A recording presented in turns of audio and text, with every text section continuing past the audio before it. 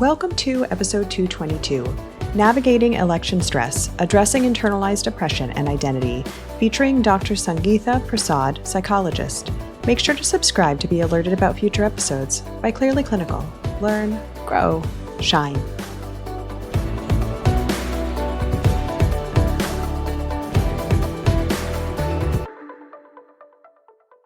Hello to our listeners. My name is Beth Irias, and I am grateful for the conversation that we're having today. It's not an easy topic for us to discuss, which makes me all the more grateful to Dr. Sangeeta Prasad for being willing to have this conversation. I'd like to introduce you to Dr. Sangeeta Prasad. She is a psychologist, and she's here today to talk with us about election stress and how particularly it can appear in our therapy rooms, how we invite it in, and how it's affecting people, both clients and ourselves, particularly for people that carry marginalized identities and have a history of oppression. Thank you so much for joining us, Doctor. Thank you so much for having me, Beth. So for our listeners, why don't you tell us a bit about yourself? As I said, she is a psychologist, and she is a co-founder and executive director of The Streets, which is a nonprofit that I'll let her tell you about. But this has been one of her kind of passions, and I'm looking forward to hearing from her today. Thank you. Yeah, so I define myself as a liberation psychologist. So I integrate the lens of power and oppression into the work that I do. At In the Streets, our mission is really to interrupt generational trauma and to make that accessible to anybody who wishes to put forth the real discipline needed to combat the systems of oppression as they live within us. And my passion is really to integrate identity into mental health practice and make it more accessible to communities who historically do not believe in therapy, do not believe in many of the constructs that really have not served them particularly well historically. And we see this shifting in terms of landscape, but we also still have a long way to go. And I'm very happy to be here with you. Thank you. Oh, election stress. Before we started recording, I had mentioned, sitting down to share a beloved episode of Lego Masters with my kids, and ad after ad with really big words, really big themes. Mm-hmm. We cannot escape this right now. So why don't you kind of share why you first want to have this conversation and kind of how we can frame this to really understand the complexity of how this feels. Yeah, I think there is nobody in this country now who is not impacted by the election. It's one of the first times where many identities are represented in terms of the candidates, and the identities that are not represented in the people are mentioned over and over again. And so there is this us-them phenomenon that we have seen before playing out. But what we know is pointing a finger at somebody else does not usually encourage introspection and growth. And as clinicians, it's very hard not to join with someone who shares your perspective in this time, or to feel as though you're in combat with somebody who does not, even though you are there to serve that person. And so the way I conceptualize integrating the election and the physiological reactions to the election into treatment has to do with how the election overlays pre-existing structures of us and them as they exist in our psyches. We are in a much different place as a country than we were 50, 60 years ago in our ability to disagree, in our ability to agree to disagree. And sometimes I think it can be easy to oversimplify politics as if we're just talking about where the money is going to come from to repair the roads. when for some people, particularly for certain groups, this means, will I be able to marry the person I love? Will I be able to find affordable housing? Will my children be able to understand their identities and see representation in the materials that are presented in school? That's not small stuff. No. Can you share some of the research about election stress? Because we all know it's there, but I'm sure you have some data that can kind of validate this either constant low level or constant high level fear. Yeah. We hear the term representation matters a lot. And since Black Lives Matter, since Obama was elected, that's something that has become much more commonplace in sort of the vernacular that we use. There's an article written by Marx Cohen Friedman that talks about the Obama effect from that time, how students who shared that identity saw increases in scores, how their anxiety level decreased. And so that's the positive element of being represented in the center stage in that way. You know, how does the psyche shift? Do you become visible all of a sudden? What does it feel like to walk into a room? And then how does that impact your confidence, your belief in yourself? And those are some of the beautiful ways we're seeing so many people represented in this center stage could be very useful to all groups. That's not what we are seeing happening because of this us them targeting that is taking place. And in the same way, in an article written by Albright and Hurd on marginalized identities, they really speak to how when somebody is targeted in the media, targeted who represents your identity, you will experience increased distress, increased anxiety, increased symptoms of feeling threatened, hypervigilance, all of these things. And we know this is physiological in nature, and that threat, the perception of threat, shifts when you see that it is sanctioned culturally, acceptable by the people who potentially have the most power. So we see then increases in hate crimes, increases in violent events towards the groups who are targeted on that stage. And this is some of the ways in which, yes, representation matters, both in terms of positive effects of that, and then also negative effects of being targeted in that way. As we record this in autumn of 2024, there have already been significant changes that have affected the rights and the safety of marginalized groups. This political climate has had enormous changes on family systems, on relationships that are broken because of differing beliefs. And this phenomenon of there being not enough to go around. Yes.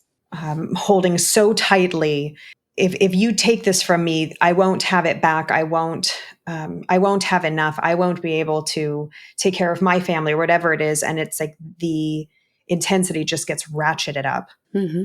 For the folks who are directly affected. Well, actually, I'm going to back that up.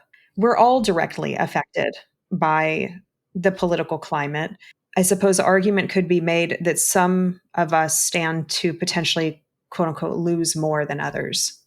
But, in terms of laws that may be enacted and the stress, am I going to be separated from my family? These are very real concerns for a good number of Americans. As you mentioned, kind of the Obama effect and people that could see that representation, see themselves in that representation. Is there research to show that there's more stress among minoritized folk right now than among what one of our former presenters, LaShonda Sugg, had called Times New Roman, than among the straight, upper class, white American? I think I'll use this as a little bit of a jumping point, if that's okay. Mm-hmm. I think the comparison of suffering is part of what has landed us here And I agree. Yes, certain identities are impacted more.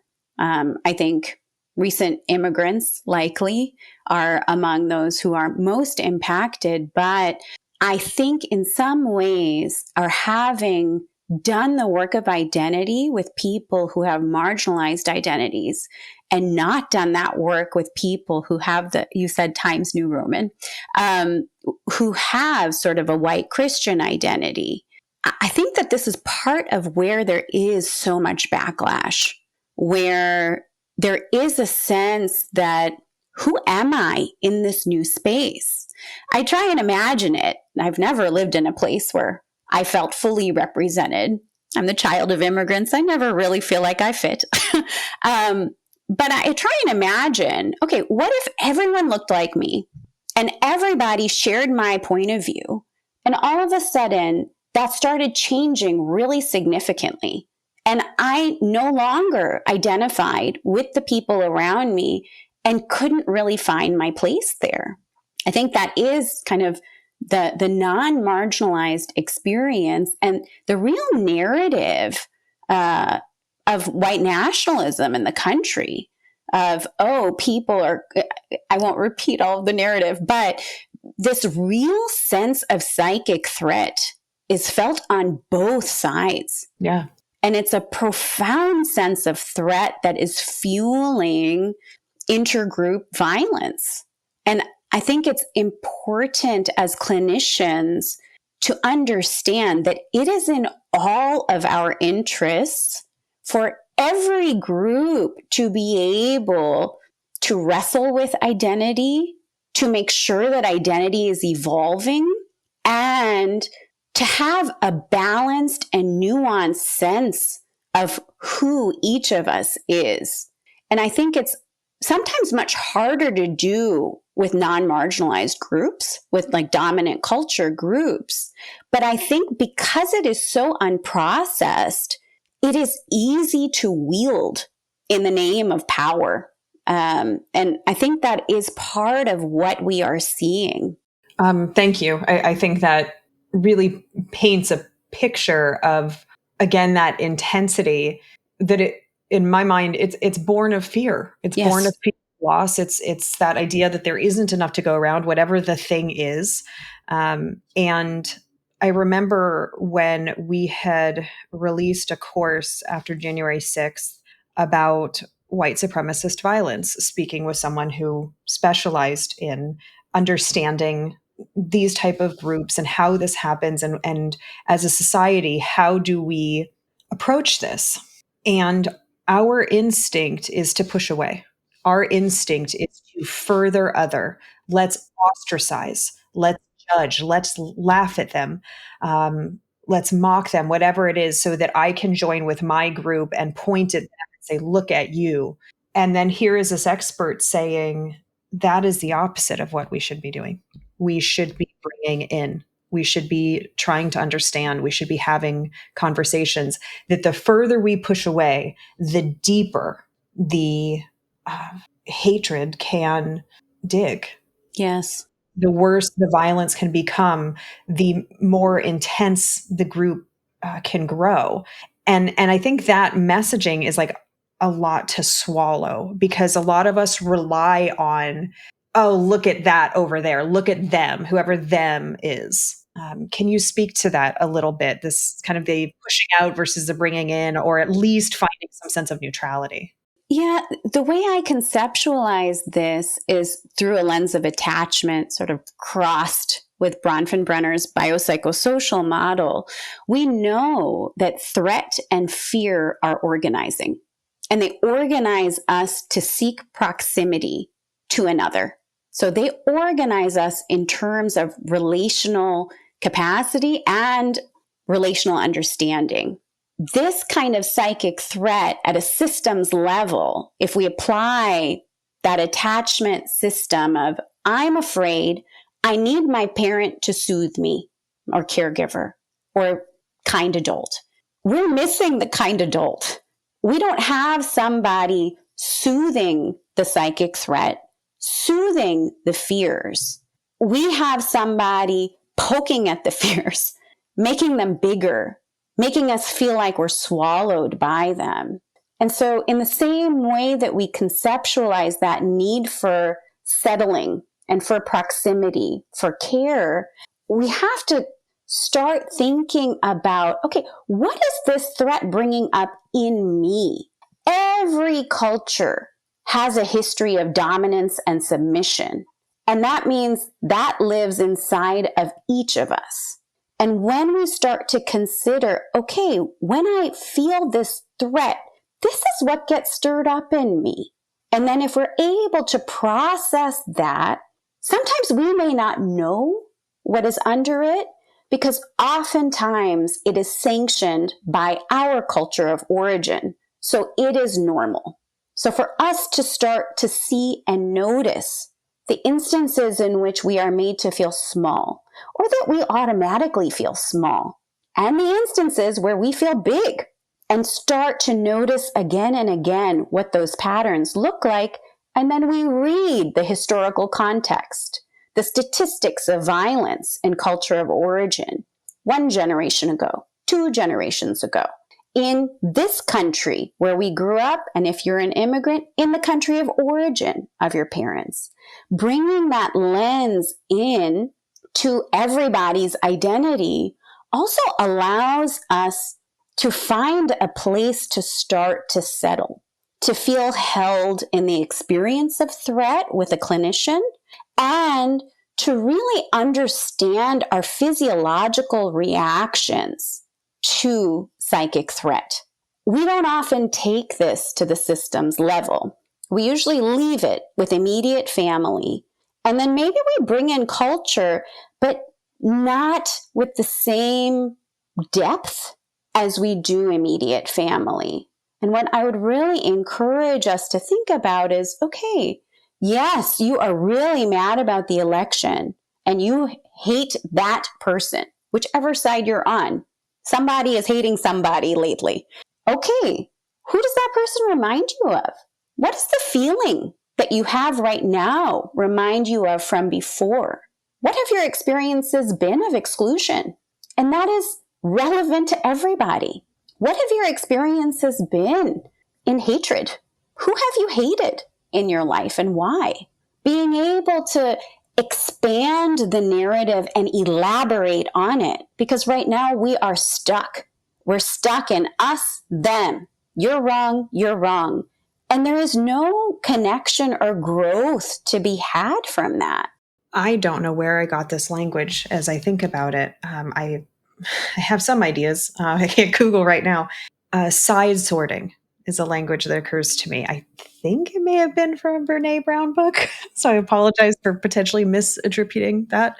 But this idea of choosing sides, and we're sorting, we're walking around and we're sorting. I think we've all lived that a person becomes representative of the threat. And we see that, we see crimes, violent crimes against more visible members of a community that's been oppressed, that's been marginalized. We see the violence against them because they become representative of queer folk. They become representative of people from that country, whatever. And we also see it on the other side. If you have this flag hanging, if you have this sign on your lawn, you are not safe. It goes both ways. And that intensity that both joins us to the people on our team while separating us from the people on the other. What I heard in what you just said was this idea of having space to see the ways that oppressor and oppressed exist in all of us, regardless of Times New Roman, giving space to that. And as we're having this conversation, it reminds me a lot of the conversations that I've had on the podcast with Lambers Fisher about, when our values clash with a client's. And when we start to go power over, where we start to kind of be like, how could you possibly donate to that campaign? And then we feel it rise up in our hearts.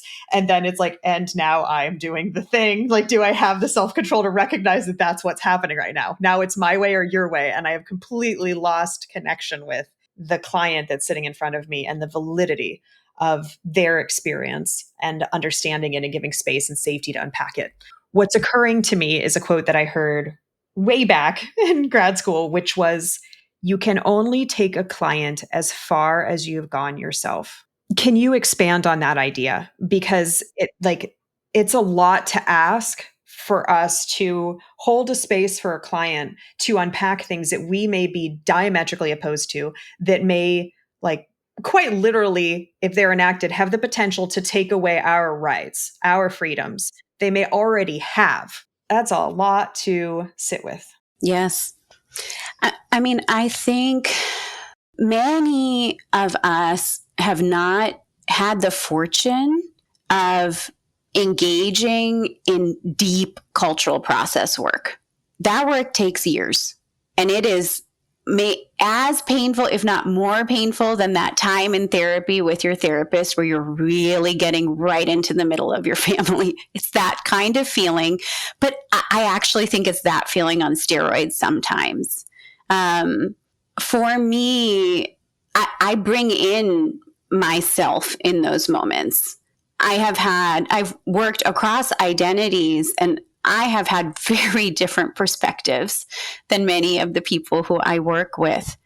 And they will be blatantly anti-women, blatantly racist, blatantly, again, all kinds of groupings. But I do see it as violence prevention work to wrestle with that. Because if I discount them, and I'm not saying everybody can change or everybody wishes to change their ways, because without somebody's consent, you're not going to get them to change. And if they don't want to change, they won't. But if they want to change and they want to do that work, I have a role to play in that. But I think being a relational clinician allows me to share that internal world, to say, wow, when you're saying this, I feel so shut down. I can barely hear the words you're saying. Can you repeat yourself? And to be able to say, when you speak about women like that, I really wonder why you're sitting in a room with me. And it does make me kind of nervous. Again, is it for everyone? No. But in my mind, maybe that person is less likely to engage in some kind of violence over time if they are able to share what is normally sort of ran under the cabinet when the lights came on, because that is what they believe. And that forms that power dynamic in their mind. So if they have a child who I'm working with who's a little girl, that is my job, to confront some of these norms of violence that trained them to believe what they believe about that group, whichever group that might be. We can talk the talk about sharing space with, sitting across from, working with, honoring someone who has different beliefs than ours. And then there's that like really complicated fine line of I can't do this. I am in so much fight or flight right now. I can't see straight and I want to go excuse myself, to start shaking or vomiting or whatever it is. Because this threat is in the core of my being and it is hit really deep. I have had those same conversations with clients, as you called it. And I want to highlight the wording you said, relational clinician, to do relational work, of blatantly anti-queer messaging, of anti-women, anti mixing of races, like these things that are absolutely part of my identity and my family's identity. And I'm sitting there going, yes. and finding it with any luck at all within myself to say, you know what you did. How interesting that you have this belief system about women and are sitting here with me. That's a lot for me to take in, and I have a lot of feelings, but that line, what's your advice on how clinicians work with that? Because we could do a ton of our work and we're still going to have what I call Achilles heels. We're still going to have soft spots and sweet spots where it's like, whoa, nope, that was over the line. Like, where we want to like stand up and scream in somebody's face and then be like, get out of my office. Yeah. Yes. Well, and you also have to know who you can work with and who you cannot work with. There are all kinds of clinicians out there. You choose who you love to work with, and that's okay. And you have the right to do that. I would also say, I mean, I wouldn't be able to do that work if I had not participated in cultural processing groups where I had that every single day for a year. And that was part of my training. And so you have to get really good at calming your nervous system to be able to do this work. And you have to have done all of the behind the scenes processing so that identity in that way is no longer kind of an open wound. Because I think for most of us, for a very long time in life, identity feels like an open wound. And it's where we have to have that holding space, because the existence of identity in and of itself is a bit of a psychic threat, I would say, because there are so many identities. So identity is so loaded and can be so beautiful and protective, but only if we are really balanced in our understanding of it. And that's what I see as our role. I also think it is never a clinician's job to be abused by somebody who they are working with. And so that is a place where I would not do that work. If I walk away miserable working with somebody who is insulting me, demeaning me, belittling me, that is not work that is useful to either of us. If there is repair to be had afterwards, then that looks different. But if there is no repair, that is not okay. Thank you for that. And I'm going to go a little bit deeper, so bear with me here. Mm-hmm. I've talked about how for our private practice, one can go to our website and make a lot of assumptions about us because of the images we use, because of the language that we use, because of decisions we made, positioning ourselves out there, who is coming to us, who is self-selecting in or out. For clinicians that don't have that opportunity, I'm going back to the days where I had absolutely no control over who landed on my caseload. And they also had no control. They walk in and go, great. So like this mutual sensation potentially for the clinician that finds themselves in that position. Do you have any thoughts about like how, I mean, obviously going back to what you said, which is abuse is never going to be a good idea for anybody. But beyond that, when we don't have the opportunity to say this isn't a good fit because of funding, because of assignment, because of court order, whatever it is. I am a big believer in good supervision. I think that is where you really bring it up with the clinical supervisor. You do the in-depth work that is needed. And with some people, you can show up all you. With some people, you don't have that privilege. And you can only share with somebody who you trust. And so I would say then self-disclosure may not be what makes sense with somebody who feels threatening to you. And you may not share any information about yourself. You may put a thick sweater on before that session. You may move your chair a little bit back. There are ways with gestural communication to make things feel a little more neutral, a little less personable. And sometimes that is indicated. I had a supervisor once tell me to move my chair across the room from somebody. Eventually I stopped working with that person because it did become abusive in a way, and it did not make sense anymore for me to work with them. But sharing the experience, the thoughts, and the feelings with somebody not in the room and consulting with somebody who can help you in that scenario is vital. And I would say even if you are in community mental health or in a different setting where you don't get to choose, if you are miserable working with somebody and it's outside of the purview of the normal ways of misery, I would say, then you still have a right to say, this is not working for me and I cannot do this. Thank you. Thank you for entertaining that little jump. The other thing that's occurring to me as we're talking about it is awareness that any of us may have about how these things are affecting different groups. And so, the call for equality in a lot of ways lies on the Times New Roman. And I guess, for those of us who are less affected by a particular issue, I'm guessing from a microcosm, macrocosm concept, to check in with our peers, even outside of formal supervision. How are you doing? I saw that news story about what was going on and how Haitian immigrants are being treated. How are you doing? And for those of us who are, you know, more dominant culture, I'll say, who are more Times New Roman, to be aware of that and use that as a way, I guess, to soothe and support identity work in our clients by taking care of each other.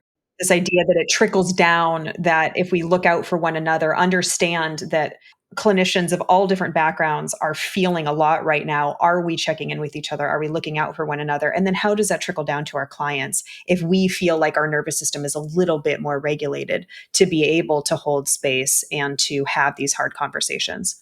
With clients, I do think it is important to bring this up, but in a way where they can choose not to go there, but then you explore what's happening that they're not going there because they're clearly impacted, because how could they not be? But if it is a stance of avoidance, it's a stance of avoidance. And you're like, okay, well, is it working for you? Okay, then we'll leave it there. And if it is a stance of avoidance, but it's not serving them, then you start exploring a little bit more. And I think you can still keep that, but there is a way to say, what was your sense of when, for instance, I'm South Asian. So when Kamala Harris was nominated, what was your sense of it? And for so many people, there was confusion and there was some sense of threat, because what does it mean that she's in the center and she is like me? What does it mean to be more visible? And that is historically has something to do with culturally sanctioned violence against South Asian women. And I think the same is true. We had a board member, and this is part of where I decided to reach out to you. She is Black, I am Indian, and we had this conversation the day after Kamala Harris was nominated. We're both like, I should be excited. What is wrong with me? And I think we're not having these conversations as much as we might. And it means people are left alone with some feelings that are not processed. And that's across the board. And so is there a way to not be pushy in making space, but to make space and name? Everybody is impacted. It's a question of whether or not you want to know how you might be carrying it. And I think I have some responsibility to make sure that this is not ending up in other parts of your life where it doesn't belong. It's sublimating someplace else, Yes. because it hasn't had the opportunity to be expressed or acknowledged. Yeah. And I think that's a safe way to open it. And I think it's a safe way to open it across groups. I think the security piece you talked about with colleagues, you have to know that you are that person of comfort to them to offer that, I think. Because I think when you're represented in the media and the only time a person brings something up to you is when it's bad and it's about you, that may not settle well. Whereas if you are a person who regularly offers comfort to somebody and you say, hey, I've been watching the news, how are you doing? That feels, again, like there's an in and an out, where if they want to take it, they can. But if they don't want to go there, that's okay too. Thank you. I know that I've felt that sometimes, of seeing certain things that were happening in the news or, in communities right next to me, and wishing that my friends and colleagues who were not in that group, I was like, are you aware of Yes. Yes. Do you not know what's happening? We're not sleeping right now. Yes. Yes. And yes, you bring up a point where it's like that has to be rooted in connection and authenticity. But these are really disturbing concepts. going back to my comment about Lego Masters, like, whoa, look at that word, and then looking at the eyes of my 5-year-old, and she's like, what is that word? And I'm like, oh, thank you for election advertising to have this conversation right now. Which it's like I wasn't necessarily looking for that right in this moment. That it's infiltrating, and becomes, as you said, like so salient that it's like all around us. We can't avoid it. Um, you have talked a couple of times, you've mentioned culturally sanctioned violence. Can you speak a little bit more about that? Because I think that's kind of a critical component to consider here. Yeah, I think when we consider violence, we often consider it only in the visible and physical realm of the present. And sometimes it's very hard to notice how norms of violence in a culture of origin live inside us.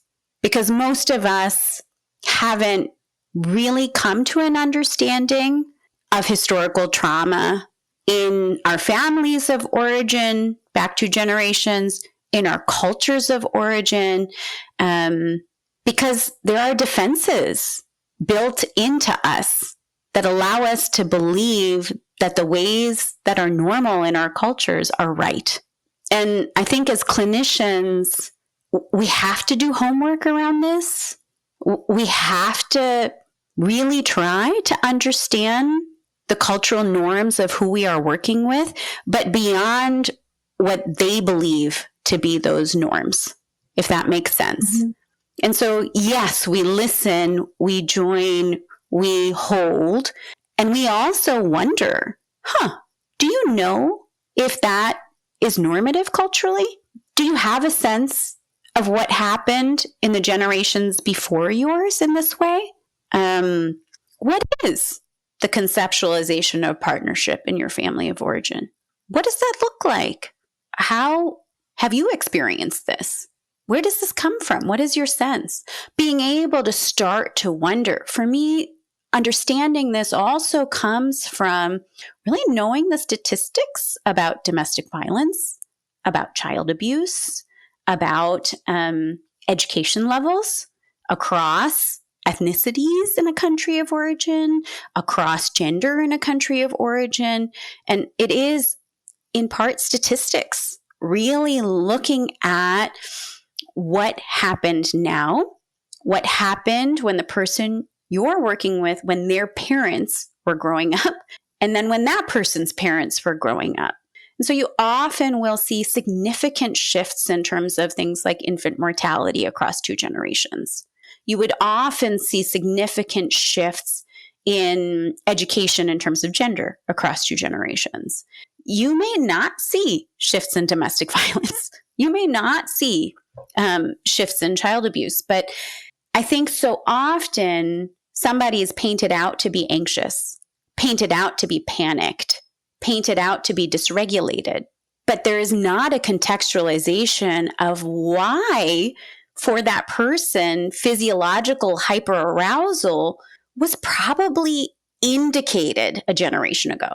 Thank you. Thank you for bringing up that element. For our listeners, we had a really interesting and beautiful conversation with Dr. Sonia Sutherland, where she talks about some of those ideas and the epigenetic component here and the history that shaped us.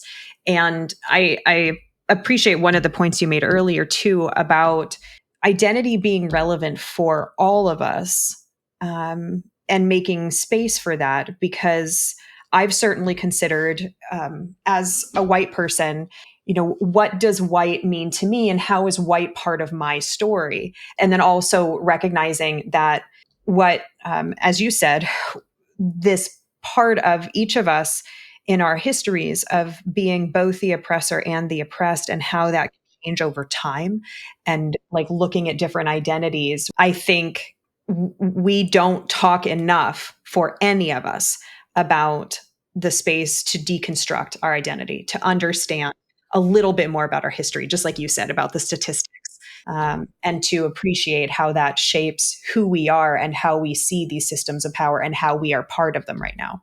Yes. Well, and I think the same way that's coming from the outside, the systems level, then bringing it in.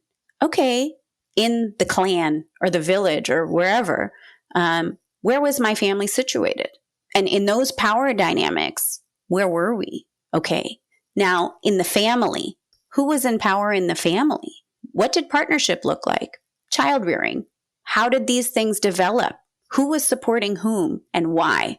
Again, then bringing it into the psyche. Okay, how do I carry this within myself? When do I feel small? When do I feel big? Who am I comfortable with? Who am I not comfortable with? Why? And again, taking it sort of back out and back in so that there is depth and integration of that understanding. Because that's where the understanding of where that physiological arousal comes from, it does lend us some comfort. It does allow us to say, oh, yes, I see you. You got really active there. Thank you for trying to take care of me. But I got it. I'm good. Thanks. And you settle. And the ways in which we are designed, we are not designed as individuals. We are designed to be relational beings. And so when that is the case, our design includes an other. And what we see happening now is the real active, purposeful triggering of that hyperarousal, of being able to really hone in on the experience of threat. And every culture has histories of dominance and subjugation. So that threat, it is part of survival in all of us. And so doing this work and encouraging the people we work with to do this work allows us to be less vulnerable to being controlled by somebody who would like to use our experience of threat for their own gain. As you were talking about this, I just imagine like this little genogram cartoon just standing in the corner, like waving, when you were talking about going back in the generations and just kind of this idea of making space to understand both for ourselves and for our clients. Who are we now, but who were we? Where did we come from? And how has it shaped our belief systems and what's embedded in the way that we see the world? And back to your earlier point of like, is that working for you? Is that working for us? You had made the comment earlier of like, this is years. Like, and you're right. Like, this is not like, okay, I did 2 sessions and now I fully understand. No, it would be nice. Like the Cliff Notes, done. This is really big work that we're talking about. I am imagining you in the therapist chair, and I am seeing you working with someone who you believe probably is carrying some election stress and anxiety. How are you having these conversations? I think I shared it a little bit, but many of the people I work with, I'm like, so I notice we haven't talked about anything related to the election. How are you doing with it all? And for many people, they're like, I'm fine. And I will be like, really? Because I'm not. I think a lot of people are experiencing quite a bit of stress. What's making you feel fine? And I think then it is exploring. And oftentimes people come to, I cannot handle thinking about this right now. And then it evolves. Okay, well, if you can't handle thinking about it, seems like it's causing you some distress. The way I see it, part of my task is to help you carry that. What do you think? And usually there is, and again, it's more or less central depending on where people are in life, what is happening in their lives, how much free time they have to consider anything. All of these things are very relevant. So I do think it's going to have different relevance for different people. But often there is also a real avoidance related to previous elections and experiences at those times. And what I see happen when we do sort of, for those people who choose to go there and seem to benefit from processing these components, previous experiences of discrimination tend to arise. And that makes sense because you are witnessing discrimination related to your identity. And so then the times that you have had these experiences, it offers us an opportunity to hold some of those, to offer someone some space of safety so that they can feel like there is still space and they can feel like you're not afraid to hold it. And I think fear is so central to this conversation. And there have to be ways where we can really help foster positive identity in the people who we serve. And I want to be clear, positive identity is not saying, I love my identity, it's great. That is not a balanced, useful view of identity.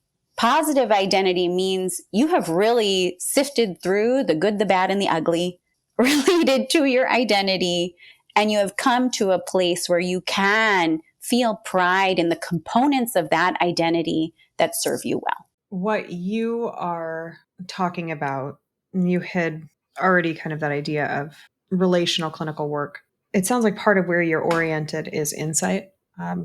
To thine own self be true, to kind of understanding who we are, and then that element of like how these things outside are affecting us because of who we are, because of our histories, because of our stories.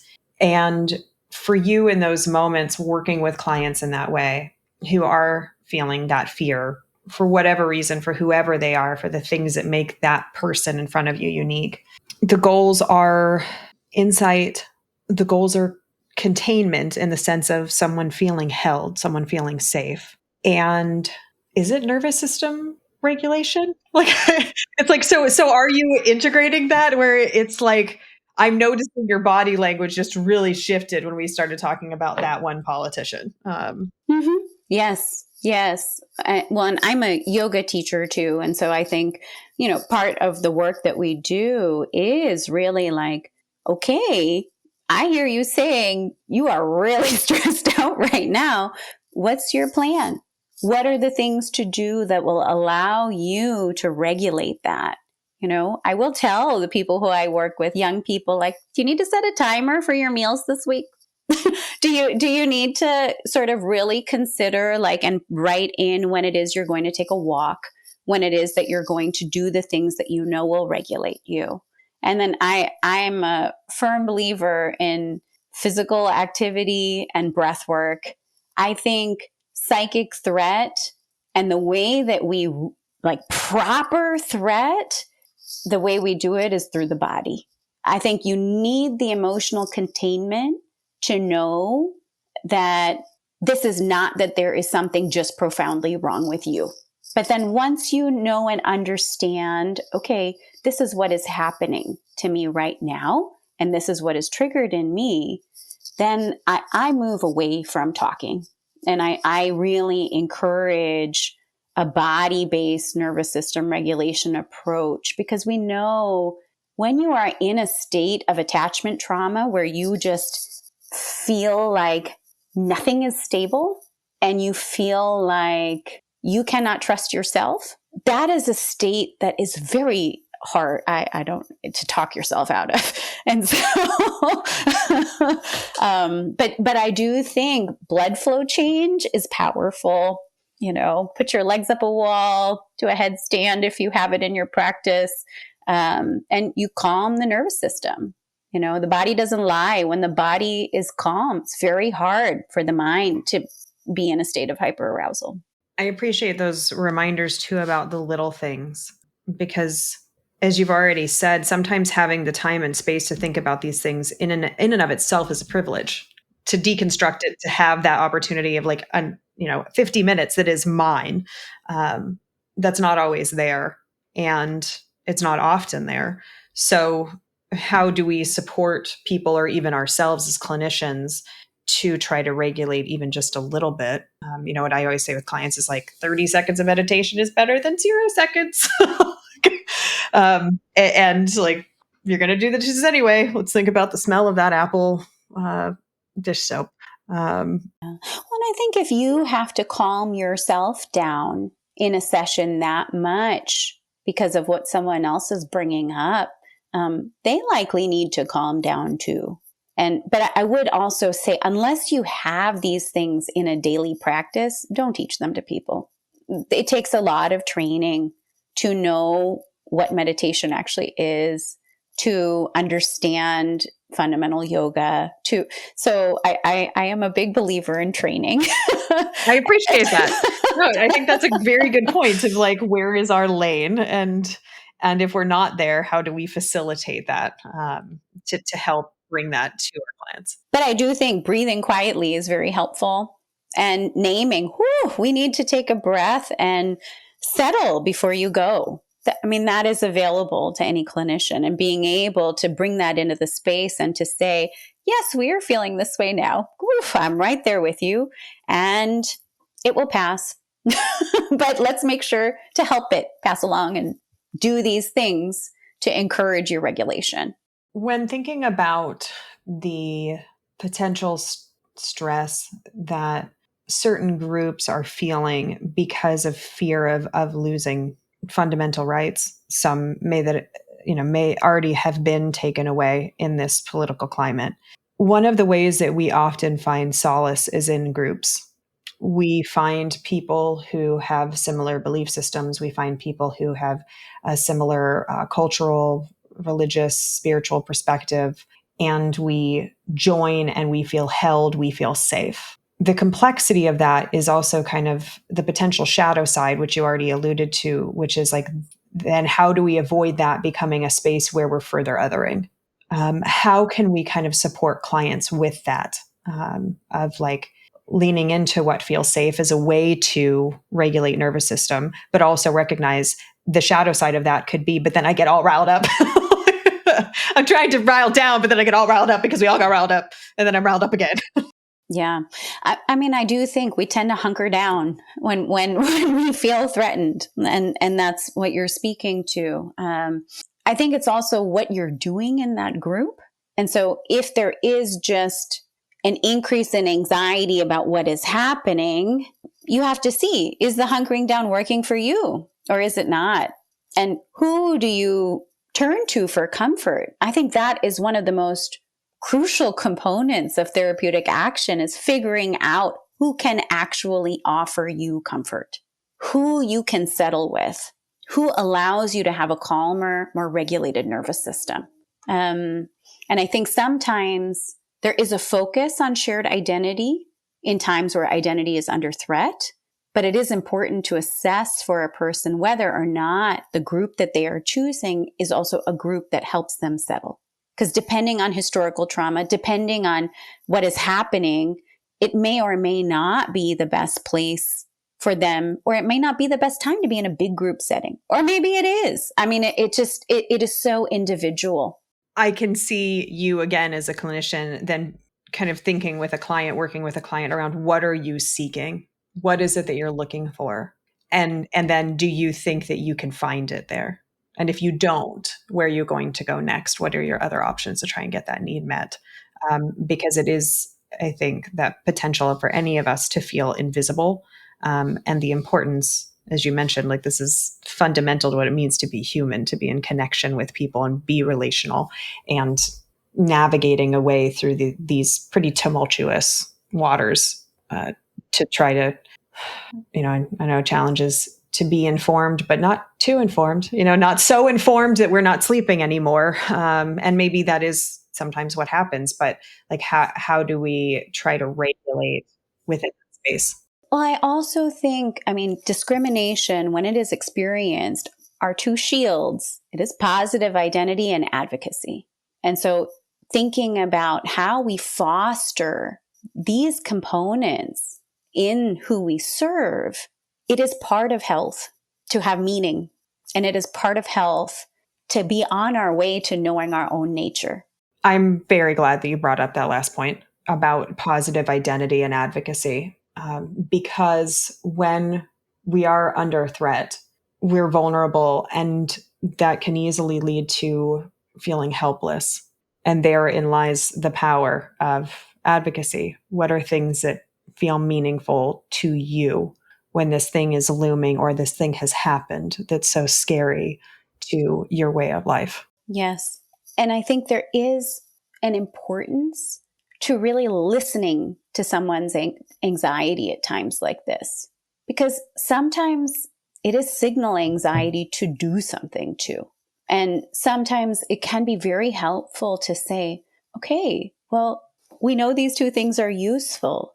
Is there a way to channel this in a way that can give you meaning, can ground you, and can offer you spaces that feel safe? I'm feeling like this is one of those conversations. It makes me see kind of the relationship between clinician and client and what is really a grassroots perspective of healing.